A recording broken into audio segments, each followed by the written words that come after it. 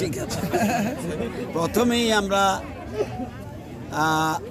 এই ককবরক সাল উপলক্ষে রাজ্যবাসীকে এবং ককবরকভাষী লোকদের আমরা অভিনন্দন জানাই এবং এই দপ্তরকে অভিনন্দন জানাই।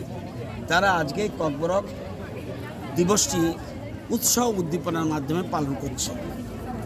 আমরা জানেন এই 47 সাল ধরে আজকে 47তম আমরা ককবরক দিবস পালন করছি।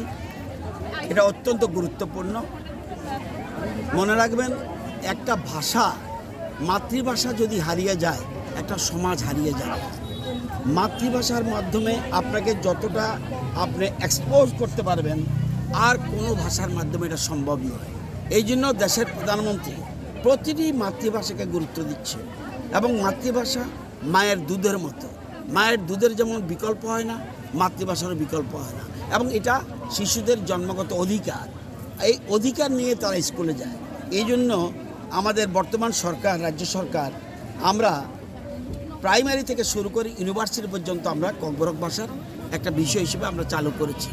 আপনারা জানেন, ইউনিভার্সিটিতে ককবরক ডিপার্টমেন্ট একটা আছে এবং সেখানে পিএইচডি কোর্স পর্যন্ত হচ্ছে এবং কলেজে আমাদের সময়ে এই সরকার, রাজ্য সরকারের সময় আমরা 18টা পোস্ট প্রফেসরের নিয়োগ করেছি। 22টা পোস্ট ছিল এবং এসসিদের জন্য 4টা রিজার্ভ ছিল।